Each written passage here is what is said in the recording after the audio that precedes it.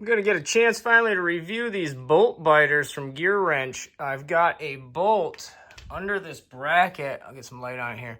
That one right there, you can see how rusty that bracket is. And I tried getting, I couldn't really see this when I was going at it, so I just threw a 10 millimeter on it and tried to get it, and it rounded that thing right off. Let's see if I can see it's rounded off. So I'm going to put one of these bolt biters on there. The closest one, it does come with a 10. So I think that'd be the closest one. I'm probably going to need to knock it on there a little bit with a hammer and then see if I can get this thing to twist out. You can see those designs are pretty crazy compared to a normal socket. So the little like flower indents, whatever you'd say, is trying to bite into that bolt. So let's give it a shot. So depending on the type of work you do, GearWrench does offer these in a whole bunch of different sizes and configurations. You can buy the massive kit, you can buy the small kit like this one, or you can buy the individuals, I think, too. And I'll put a link down in the description to the GearWrench stuff on Amazon for you. Okay, so I got it seated on there. It did take a couple whacks of the hammer because it's meant to fit a little tighter. Makes sense, right? It's got to fit tighter than the 10 normally would because the 10's rounding it off. So I've whacked that on there. I'm going to go ahead and put my ratchet on that and see if I can get this thing to move. Come on, come on, come on, come on. Got kind of a long ratchet I'm using for some extra leverage here. Let's see, something feels like it's moving here. It's either rounding off or it's coming out. You see the bracket's moving, so that means the bolt's moving.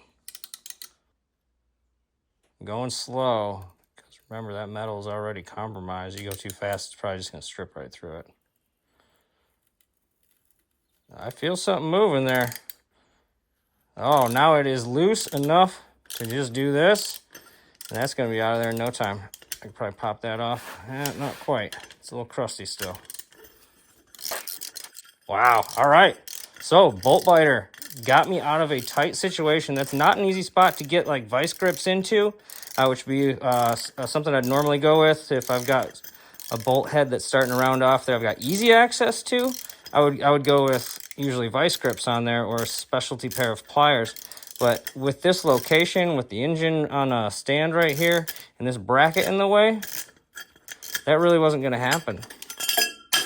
There it is. She's out. Look at how crusty that thing is. Not the ugliest bolt in the world, but dang, it was in a really tough location. And I did want to show there's no damage to the design of the inside of this thing. It held up just fine. I don't see any issues there. They're worth having around. They just saved me a whole bunch of headache trying to get that thing out. Start to finish, this really only took about a minute. So as a DIY guy, I run into a lot of GearWrench tools because they kind of hit a perfect price point for me. I review them all on my channel and this little playlist here. All of this, including the wrenches you see, is GearWrench, and I've got a whole bunch more off camera and some specialty tools as well that I highly recommend. Check those out, okay? GearWrench!